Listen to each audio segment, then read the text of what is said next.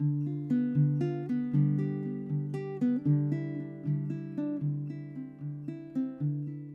golden Parker pen, one of the few gifts my grandfather ever gave me. We weren't friends, he and I. In fact, we barely spoke. He was hurt and angry at the world, I think. He had worked hard to provide for his family, but he never wanted to seem complacent. So he spent much of his life reminding people he could fight. And I think his stubbornness is what gave him the strength to keep living for as long as he did. He was 89 years old when he passed away in July of 2017. He wasn't kind and loving in the conventional sense, but I think he loved me. At least that's what I try to remember when I see the Parker pen he gave me resting in my pen stand. I try to, for a few minutes, forget his coldness, his distance. The pen now holds my memories of him. It helps me remember and forget. I've learned that objects can in this way become triggers for selectively remembering and forgetting our past. When my grandfather passed away, he was the first lifeless body I had ever seen in my life. On the funeral day, we drove to a burning place here in Delhi. We picked dried pieces of wood and arranged them over his body. We then lit a fire and said prayers and cried as he burned to ashes. Memories we choose to forget, what we wish to lose to the past. Oh, don't remind me of that day. I am moving ahead. Oh, memories we choose to forget, what we wish to lose to the past. Whoa, don't remind me of that day. I am moving ahead. We later came home with an urn filled with his body turned to dust. Now a photograph of him lives in the corner wall of our spare bedroom at home because that's where my grandmother, his wife, stays whenever she comes home. I wrote this poem then, at the age of 17, about my grandfather, and it's quite obviously titled Death, and this is what it said.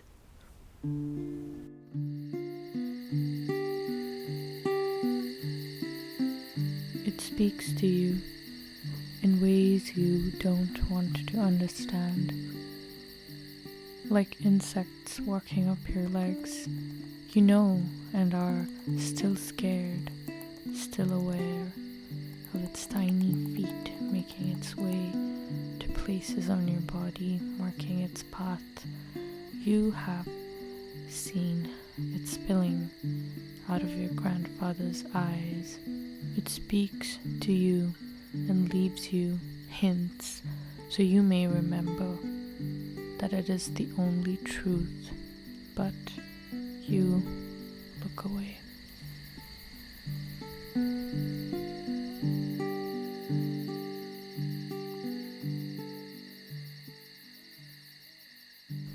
When I visited Hyderabad in 2019, 2 years after my grandfather passed away, I remember being fascinated by the Qutb Shahi tombs as I randomly ended up there. I was aware of what tombs were, but having seen my grandfather die and his picture hung on our guest room walls, I had become intrigued by the practice of commemorating the dead, especially the role objects played in it. How ordinary things like pens, photographs, garlands became placeholders for complicated human memories and emotions about the past. Like an equivalent of bookmarks, that you place in time and space, hoping they'll take you back to where you left them in an instant.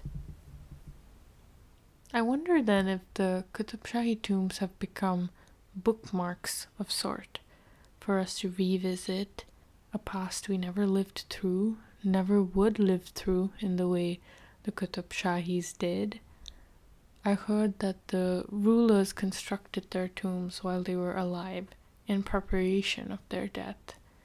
Each tomb in the area is different in its details, although the general structure of a cuboid with a dome is the same for all. They were intentionally creating these tombs then, and it seems they knew that it'll probably outlive them and serve as triggers for memories of their family members and subjects for years to come. But I wonder, do these memory bookmarks that help us move through time show us the exact moment when it was placed? Is there even an exact moment to look back to, or is it just always a collection of memories that blend into one another? I mean, a lot has happened since the Qutb Shahis constructed their tombs. The beautiful blue-green Persian tilework that once adorned the tombs have slowly been picked by people and time, and the tombs are now brownish yellow from the erosion. Some tomb walls in the area have plants growing out of their cracks, but the site is currently under renovation. So all these small details that show the tomb's age and reflect the many years it has withstood will be gone. The place will then be praised by visitors for how clean the site is, how perfect for Instagram pictures and wedding shoots.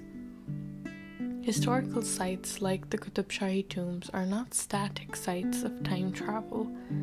They're living spaces that change as we change them, and at every step we make decisions about what and why we wish to maintain, what it reflects. It is no longer a place where family members come to pray to the many bodies buried here.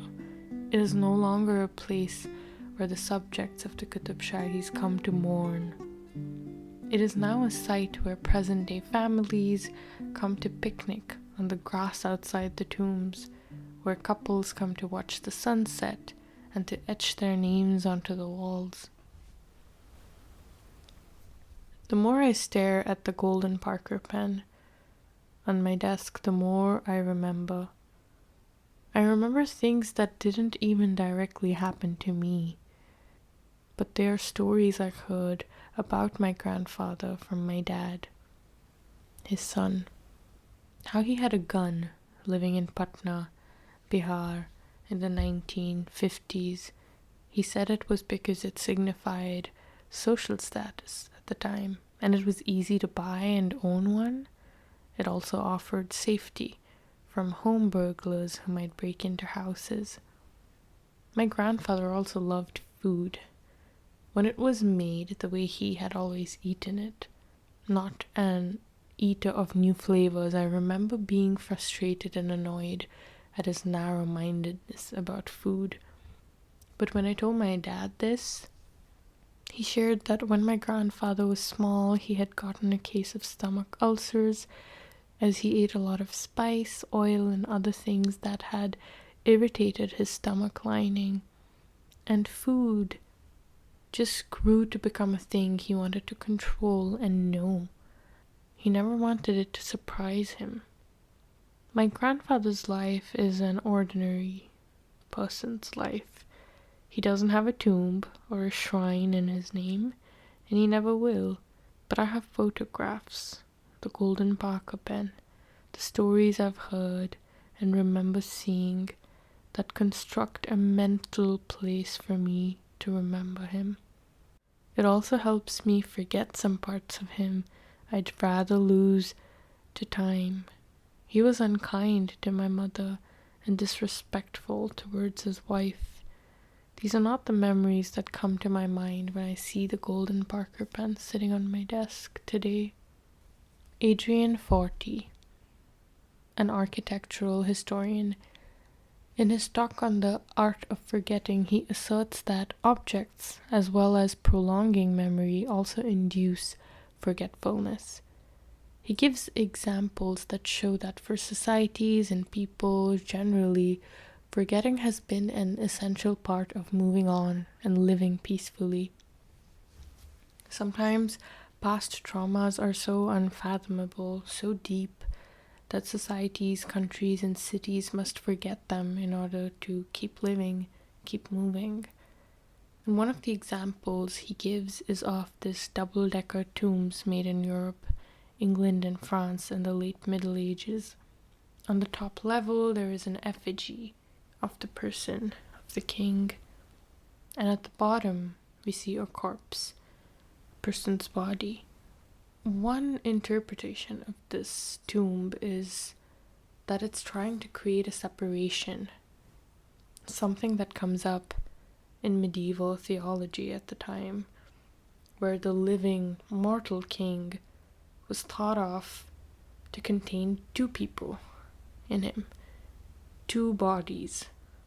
One is his fleshy, mortal body that dies, decays after his death, and the second is him as a dignitary of the state, of him as a king, and his virtues as a king. So once a king dies, the two parts of the double-decker tomb signify the separation of the two bodies, where his mortal, fleshy body is left to decay, to be forgotten, while his memory as the king, which rests on top of it, remains. I also imagine that this helps the viewer separate the king as his subjects saw him, or were supposed to see him, from who they might have actually been. So in separating their virtues of royalty, which is like the layer, the effigy on top, one can more comfortably forget that which contradicted with it, because that is associated with the flesh, with decay, with something that ends and is not supposed to be remembered. Constructed more than 300 years ago, the Qutub Shahi tombs, along with the Golconda fort, become reminders of Hyderabad's past rulers. But these tombs are different from the pen my grandfather gave me. The pen is not a location-specific site that demands visual attention. When you are in Hyderabad, the historical sites are hard to miss because of their distinct architectural style and size.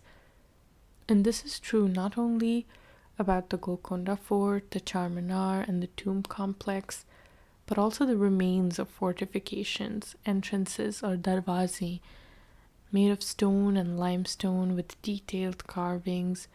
They're really hard to miss.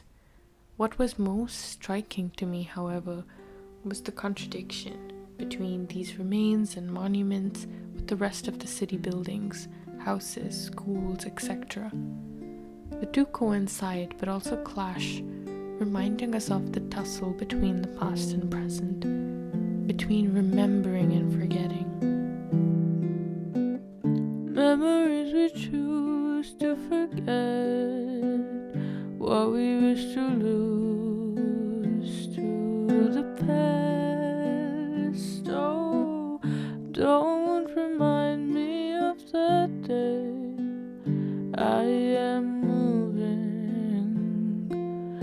ahead. Oh, memories we choose to forget, what we wish to lose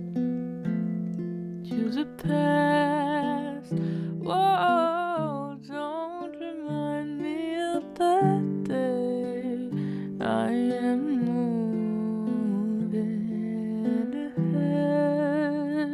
Oh, the past, your teacher wants you to see the truth. You must learn for the future, but don't like a vulture pick on bones that and gone. Oh, the past, your teacher wants you to see the truth. You must learn for the future, but don't like a vulture pick on bones.